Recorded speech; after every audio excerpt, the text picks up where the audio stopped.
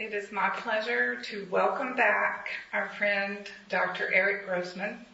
He is a professor of education at Emory and Henry College, where he also teaches a technology class.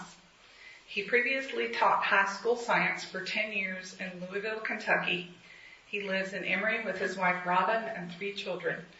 He studied human evolutionary ecology at Brown University. Please help me welcome Eric Grossman.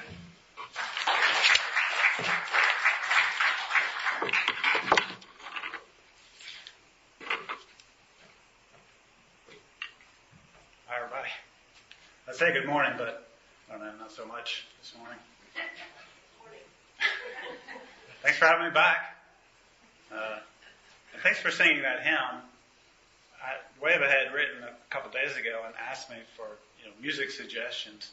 And I did a quick search. This is my habit, my robots. And that sounded appropriate, and the lyrics seemed appropriate. So I sent that back pretty quickly. And then I was listening to it again and mentioned it to my wife, Robin.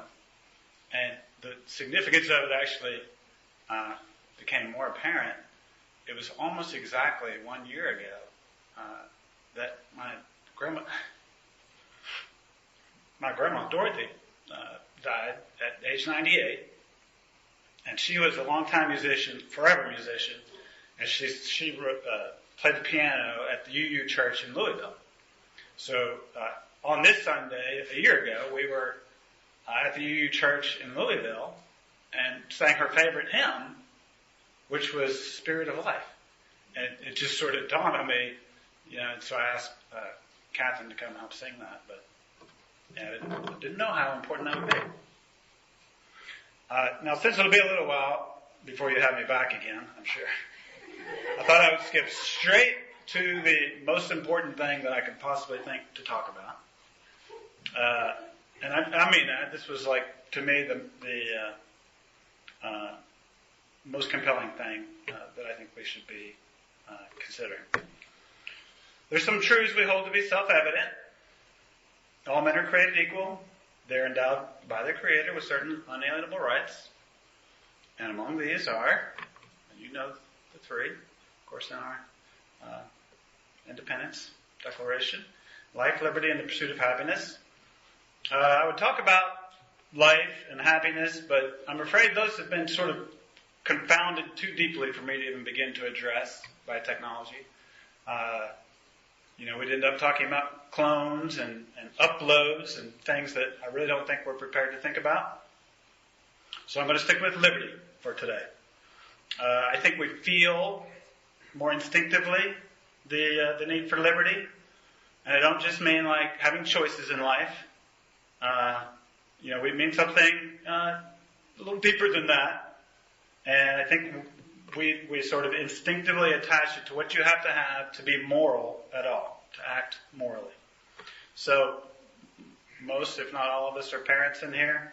So let's just imagine little Johnny swinging his yo-yo around his head kind of wildly, kind of lasso style, hits his little toddler sister. So you have to step in, right? Johnny, you hurt your sister. All right, just in that little phrase, you have moralized Johnny's behavior. You basically called him out, right? Made him responsible.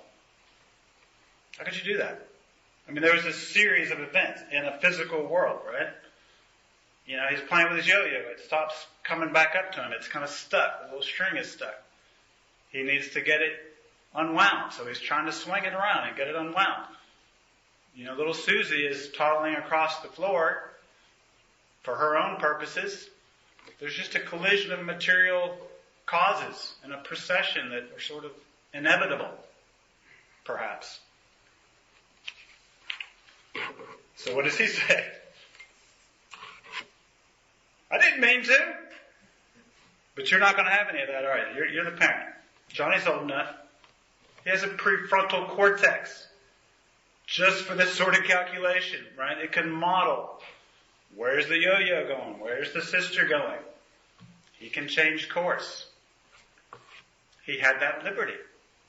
He had that responsibility.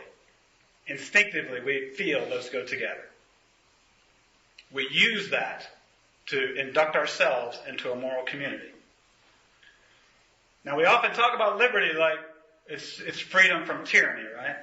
And that it is. If we are subjugated by something, then we're not responsible. We don't have any liberty, and that is kind of a relief, right? If you don't have to take responsibility, you have no recourse. You're just like a puppet. Something pulls, you go that direction. That's not really a stable way to be in the world, though. In our brain, our prefrontal cortex, as I was just describing, has evolved to think. Think. And in fact, that maybe sounds obvious, but it's kind of funny how much we can talk around that. But we do expect, we really get at sort of this core level that a fully functioning person can consider it. Think about it. Take what is likely to happen into account and act in such a way that good things can be approached and bad things can be avoided. That's how we get to be moral creatures, and that's liberty. So let me describe an anecdote. Harry asked me to make sure and include some personal anecdotes. I'm sitting in high school. I'm a high school student, right? Back in Louisville, back in the 80s. Bart, this kind of goofy friend of mine, on the running team, is across from me. And under the table, he kicks my chair, just to be goofy. Well, when you kick a chair, the laws of physics dictate it will slide back, as mine did. And it bumped into the table behind me, a person sitting at the table behind me that I couldn't see. So I scooch back up. He does it again. He's a goofy guy. It causes my chair once again to scooch back, bump into the person behind me. Third time. Same thing. Only this time, I suddenly feel an open fist slap the side of my head and ear. Immediately makes my ear ring and my head burn, and just the well of immediate response just caused me to jump up, turn around with my arm cocked behind me, and as I spin, there's a sort of equally coiled up, very fired up black girl, ready to fight basically. So I stopped. I considered it for a moment, right? I didn't go on that instinct. Now I did yell some profanities, but I had the wherewithal, fortunately, to pause. Not to be too dispassionate about it, but thinking is just processing information. I had a lot of unexpected information to take in just then, part of which was a strong instinct to strike back. Processing that information took a second. I'm imagining some pretty strong inhibitory pathways kicked in. Again, thank goodness. Our capacity to think has evolved over a very long time, eons, billions of years perhaps. In tens of years, by contrast, artificial intelligence has populated our world. Tens of years. And even now, right now, it's better, in a lot of cases, to ask your robot. Okay? And I use robot, if you weren't here before, to sort of mean any way to tap into artificial intelligence.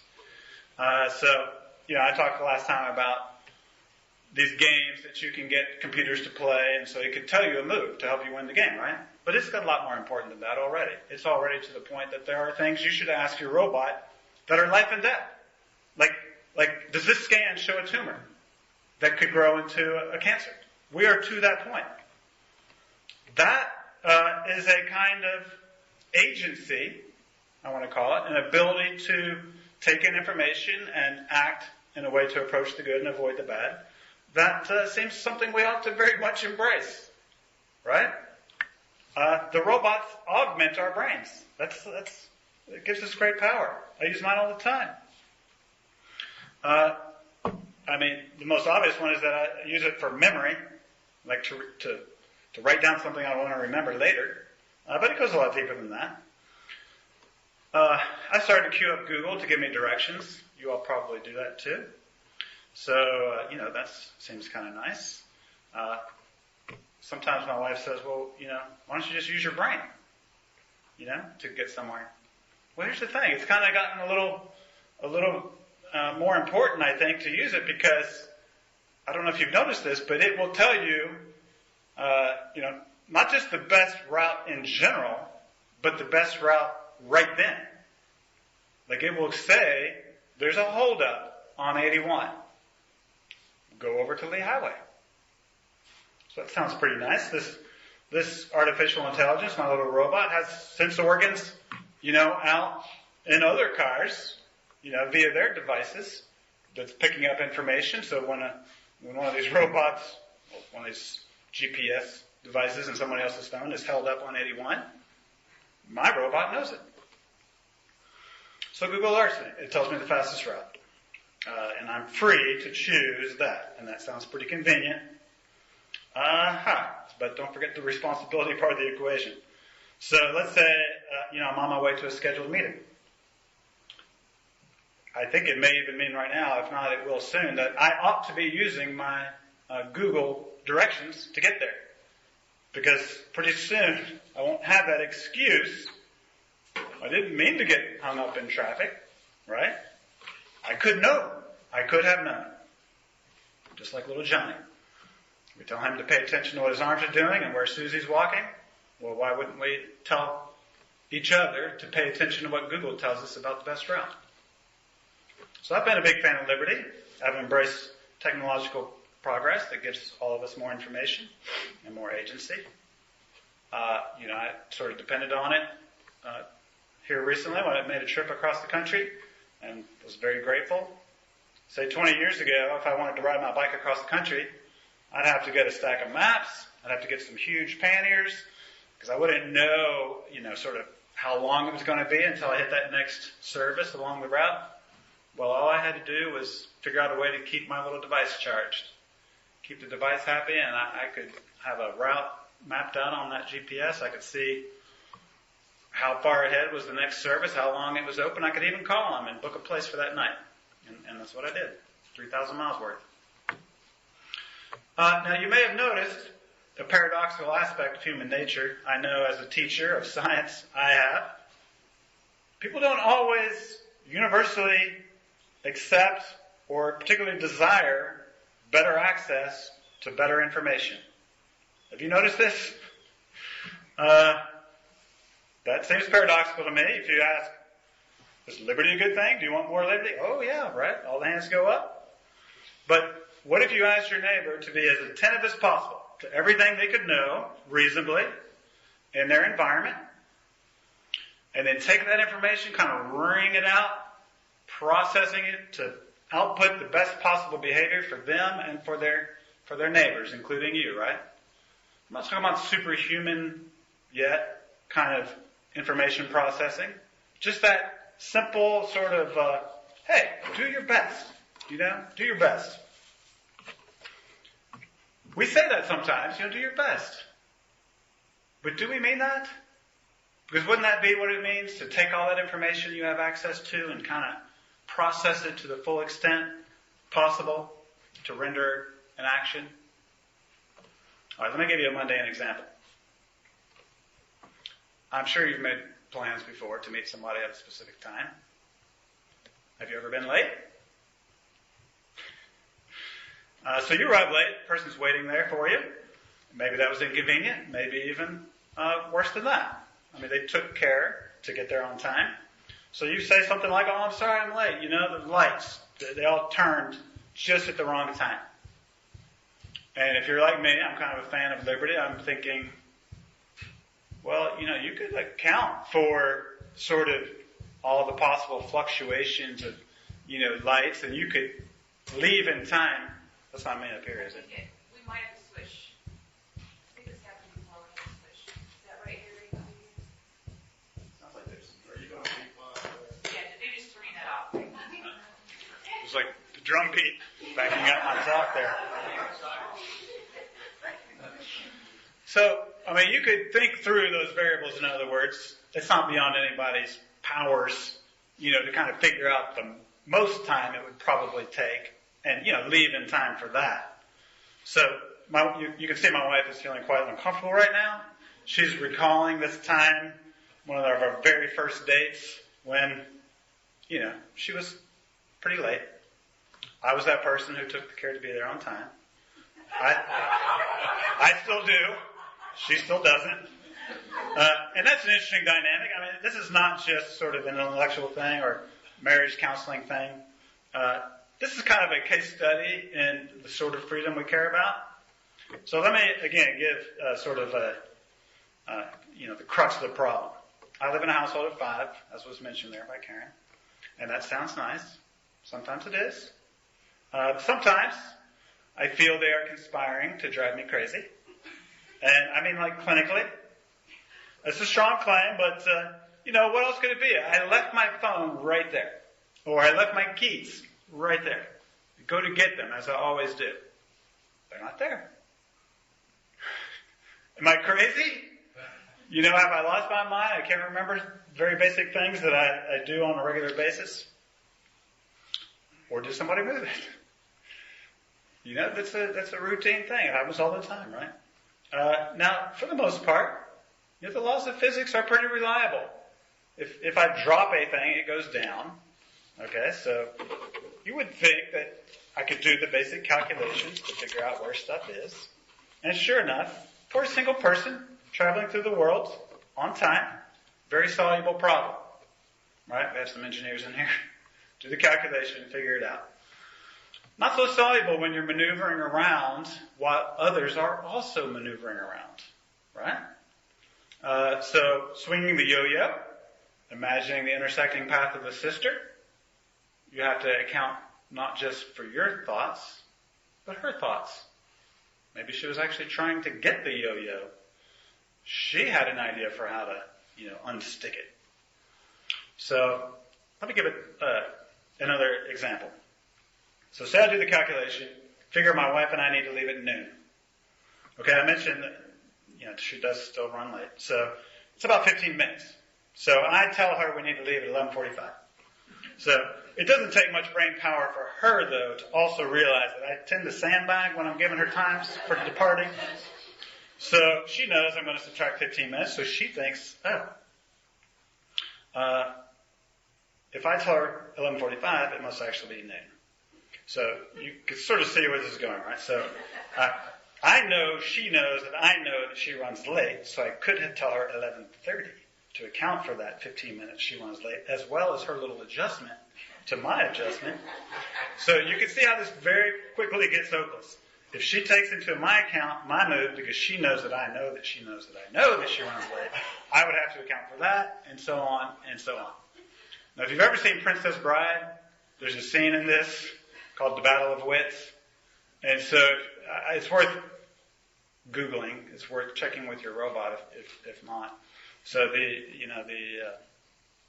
villain and the hero are together, and they're trying to figure out, the villain is trying to figure out which chalice of wine the poison is in. And so they're going back and forth and that sort of thing. But suffice to say that it isn't one because of sort of increasing brain power to figure out what the other person is doing. But how it is resolved, I'll sort of get to in a little bit. So we can imagine what others are thinking and consider that when making our own move. But that introduces some challenges for our much beloved liberty. So, bring to mind the current very topical debate about free speech versus, say, being free from being kind of offended or agonized by language. You sort of get the idea. Once you start imagining what other people are thinking and then play, your strategy against that, it gets pretty tricky. And I think it's a lot at stake. I don't think this is just like political correctness or something like that.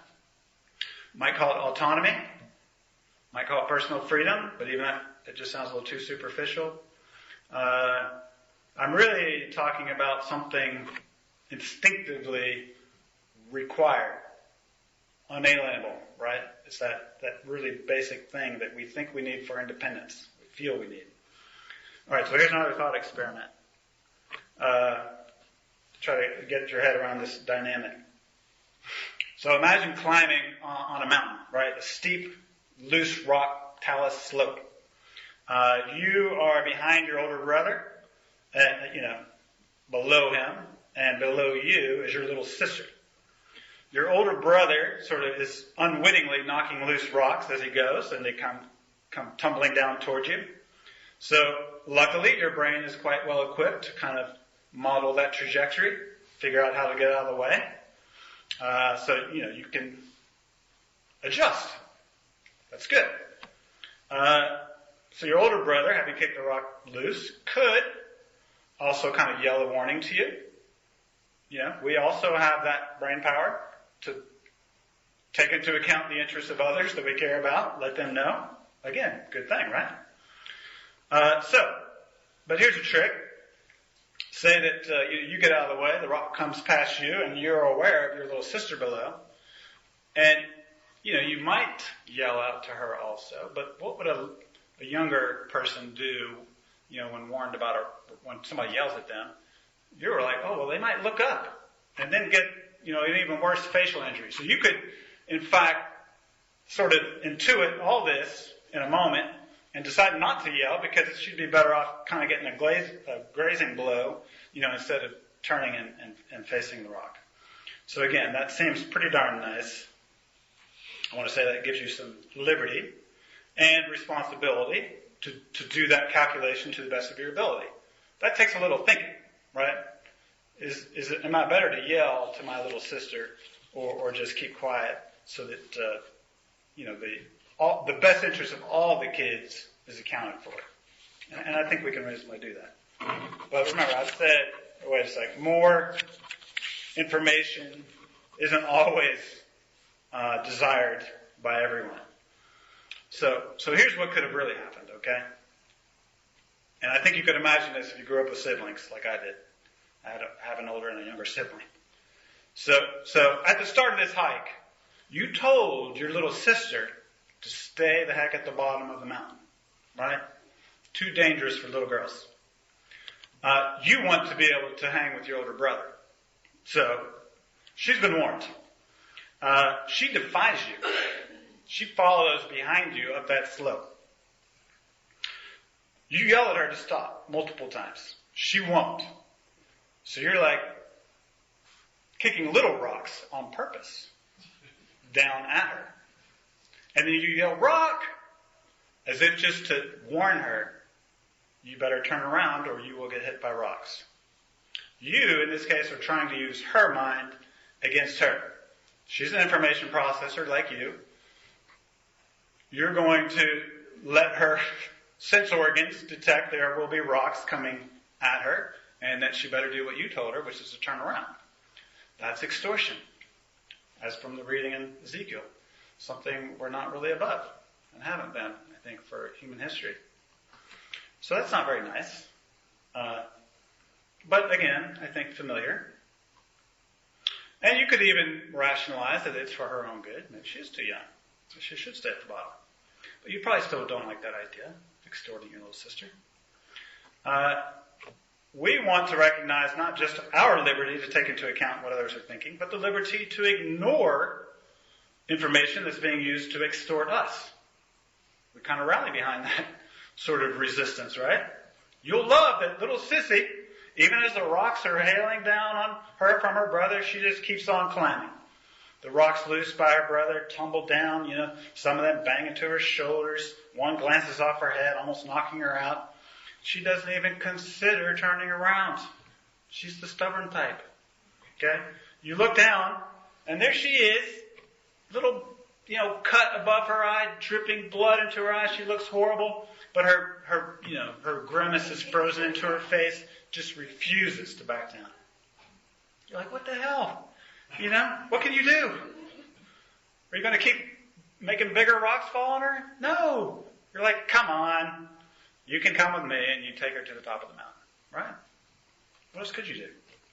You tried to use her brain, her ability to process information against her, and you might be tempted to say she knew your mind well enough to know that you would ultimately give up, but I don't think that's the point, actually. She was going to go with you no matter what. She was not needing to calculate. She refused, in fact, to process information. And we kind of respect that. I mean, it seems kind of principled, right? Strong-willed, we might say. And that's the paradox. Better access to information, increased computing power, gives people more agency, right? More capacity to make decisions based on what's really happening in the world. and to avoid good things or avoid bad things and approach good things. So we can get there on time better than ever. We can predict tsunamis, get out of there on time. We can check the weather before we, go on vacation, go somewhere nice. That seems like a good thing. But with all that information available, the stakes are just really raised. So the capacity for extortion becomes higher than ever. We can use that information to get people to do what we want them to do. So, I could know that by burning fossil fuel, you'll cause climate change. I can use that information to change your behavior, to try. If you accepted the information, you would know that I know that you know that burning fossil fuel causes climate change. You don't accept it, right? You, keep climbing, so to speak, in your off-road, four-wheel drive, crew cab, super turbocharged pickup truck. And I can say that because I have one out here, but that's the kind of freedom that we seem to value. So where does that leave us? I had readily agreed to come and speak because I thought it would give me a good chance to kind of think through these problems and sort of, obviously suggest to you, but also think for myself, well, what should a person do in this incredibly quickly changing time of more and better access to information? And honestly, I haven't figured it out yet. I did a fair amount of thinking on this, more than I expected on both talks. And I don't know.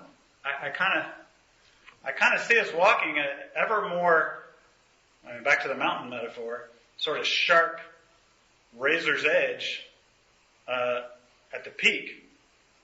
And on either side, you kind of have on one side that sort of rejection of better information. Like you can imagine sort of a world where we take the hammer to the robots and go back to tribal living and sort of eschew all technology, kind of Amish style. And on the other side, I can kind of imagine, ultimately, I think, like a kind of subjecting ourselves to sort of robot overlords, like for our own good. Just, we'll do what you tell us. You can have all the power. Just, it'll keep the peace, right? Sort of like a Leviathan. If we let the robots be the Leviathan, then it would tend to keep peace between people. So I can sort of see those kind of as lower energy states, and we're up on this high energy state, on this nice edge, where there's sort of this constant tension between those two things, those lower. So I had trouble, honestly, imagining that lasting that long, like on that. Because it's too easy to fall off either side, either in stubborn resistance to access to information or in just submission to this awesome and growing daily intelligence, that technology has brought us. So, I don't know. I'm tempted just to say, keep a little more food on hand. Make sure you have a source of water. I've done that in very small, non-radical ways. We just bought a big rack for canned food.